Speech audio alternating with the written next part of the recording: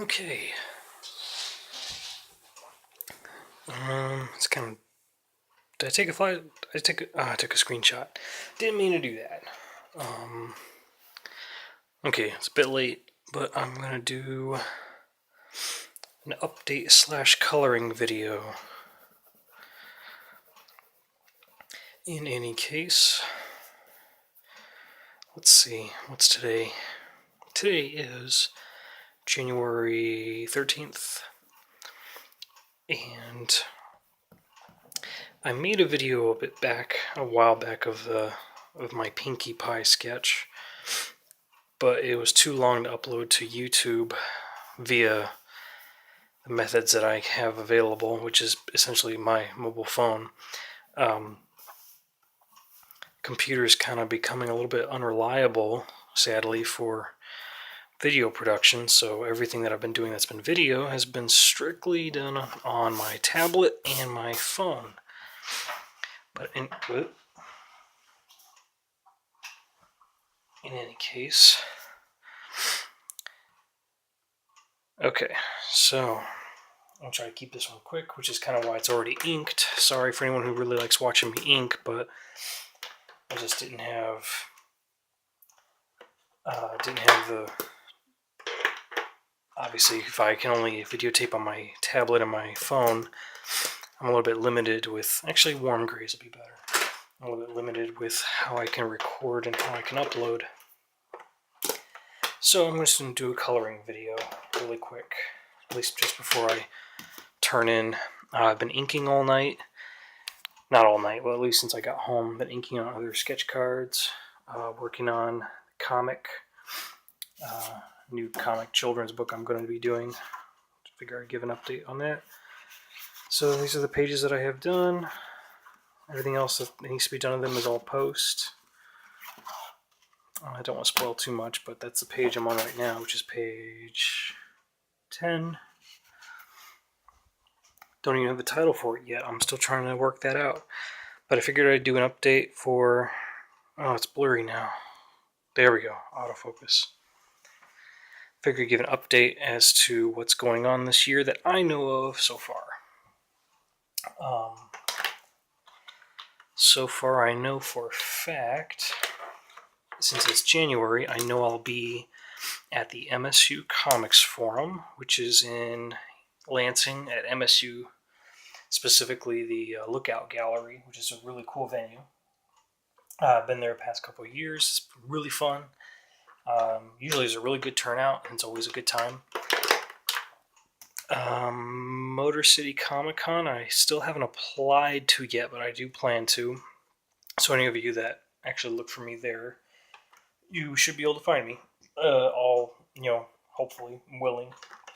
I'm going to use a light blue for that. Kids Read Comics, obviously I'm going to do my best to be at, and hopefully that'll be around the time that Scratch 9 comes out in trade paperback form. We don't know that for sure. Always check up with Scratch 9's website, scratch9.com, to make sure that you know when it's coming out, because it's been done for a while. I just wanted to come out now. But sometimes it's just, wheels of fate turn a different way sometimes. I'm not happy with how that erased. There we go. Anyway, let's see. Got Kids Read Comics coming up. Focus. Anytime now. There we go. So, Kids Read Comics will be coming up. Motor City Comic Con, of course. I'll be in Columbus in April 10th and 11th, I believe, for s.p.a.c.e, which is cool, but sadly I'll be missing Midwest Media Expo here in Michigan, which I hear has been really catching some steam lately for being a really neat convention to go to. So anyone who's going, I wish you well, and I wish you a good weekend. I just sadly will not be able to join. Let's see, we got Space, C2E2's coming up, but I'm not in that show. I have to be honest, I was really kind of sad to say it, but I got accepted to TCAF, and I was very excited about it. But then something happened that was beyond our control that I had to decline. Right after getting accepted for the first time, because I applied last year, and I wasn't. I think it was just a lot of demand for the space. There always is, because I mean, shoot, it's TCAF. But they let me in this year, and I was really excited about it, and I had to say no to them, sadly, after being so nice to let me in. But they said that if I apply again next year, and they said, and give them a heads up saying, hey, I applied last year, I got accepted, but I had to turn it down, and there's a good chance I'll get in again next year. So here's hoping. There's just other expenses involved with that trip that I was ready for, but I wasn't ready for them to be that much, and other things that wasn't what was beyond my control. There were some other things that I can't talk about yet that happened to me and us in general that I can't talk about yet. But anyway, squeak, squeak, squeak, squeak, squeak. Okay. Oh, Pope. Is this Fire Mario holding a fire flower, or is this regular Mario holding a fire? I guess I've decided it's going to be regular Mario holding a fire flower, which he has blue overalls and red shirt, if I remember correctly. Or if you're old school, you got red overalls with brown overalls with like a orange, red overalls with a brown shirt. Yeah, red overalls with a brown shirt. It's gross. Gross colorway, but it's old. Let's see, what else have we got? I already talked about Kids Read Comics, Motor City, Cherry Capital. Ooh, I should talk Cherry Capital Comic Con. That'll be in Traverse City in Michigan. I should apply to that. I keep hearing that's a good show as well. I think that's all the red I'll need. Let's do some skin tones while we're at this.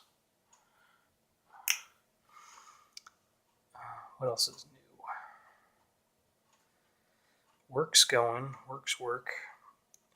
In terms of like my day job, just always busy, always up to something.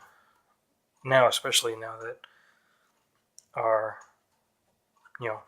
Ohio State won the national championships.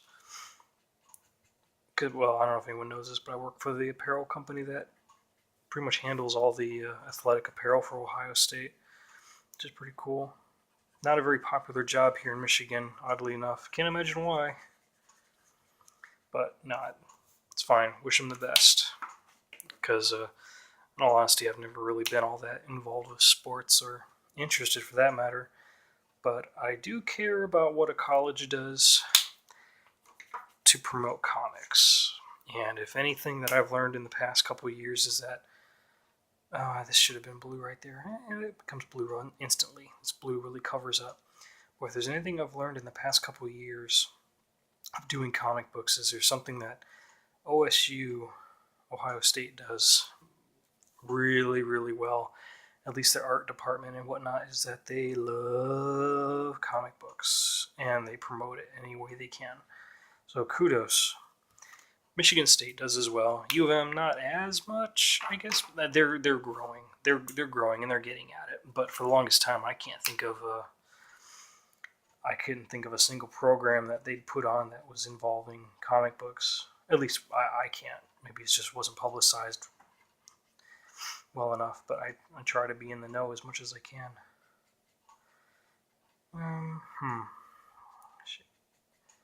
This flesh tone isn't as dark as I want it to be on camera, but here in the light it looks okay. Oh, that's right. Of course, I'm almost forgetting.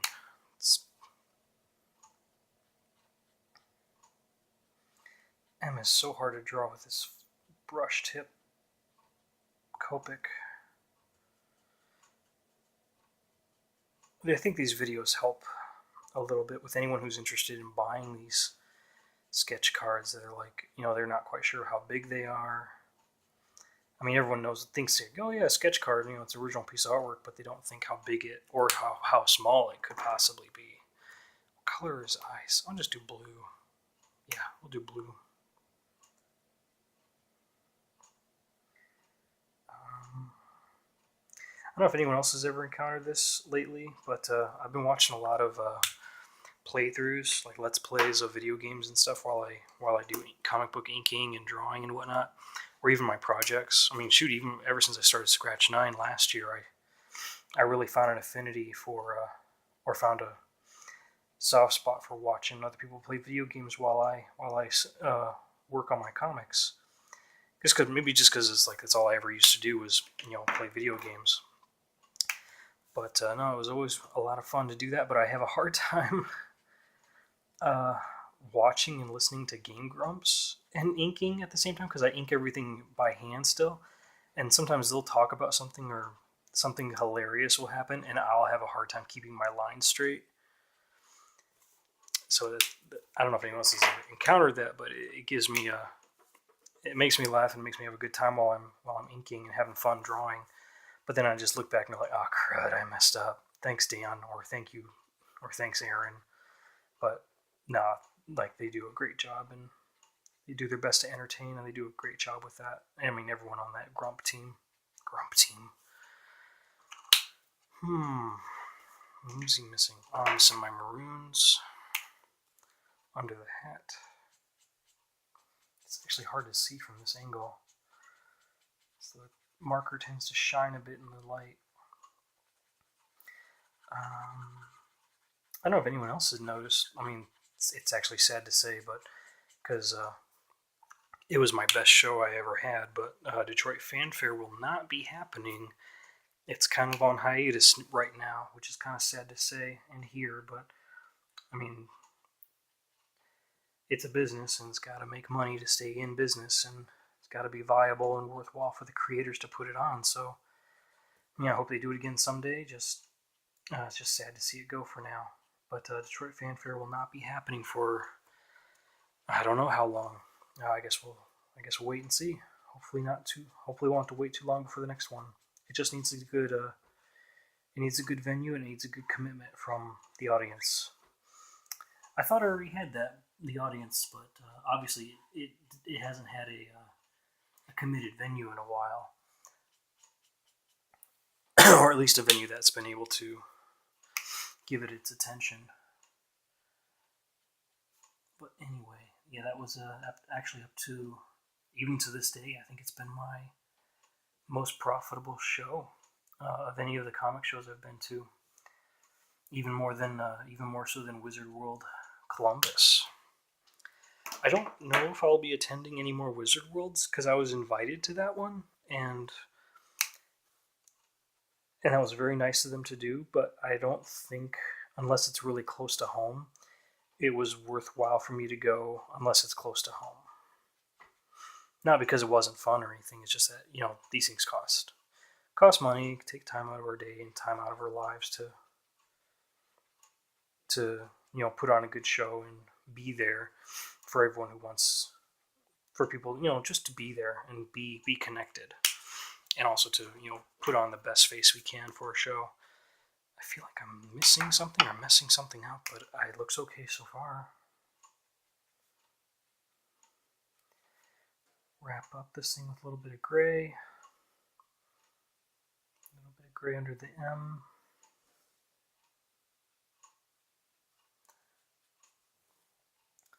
Okay. Well, as I wrap this up, I guess I'll begin or finish talking about convention stuff. As far as I know, I don't know of anything else on the radar that I'm going to or am involved in. We're really trying to think about it, but also not be too loud because it's kind of late at night.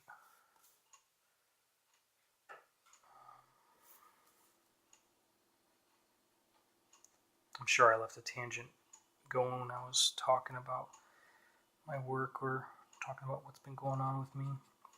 But anyway, I'm sure I'll update it eventually and get back to talking about my art stuff, and hopefully starting to do the podcast here pretty soon again because I really miss doing that. Now I need some white highlight.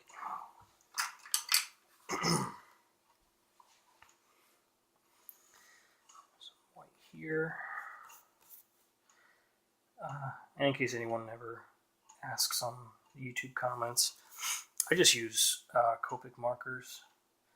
One, because they're, in the long run, they are cheaper, but also they are way, way, way, way easier to mix and blend as well. Oh my gosh, they're so much better for blending than Prismacolors. I mean, Prismacolors are cool if you're like starting out and you're like, I don't know if I like really like coloring with markers at all, and it's like I just want to find out. Yeah, that's fine. It's not really a big deal.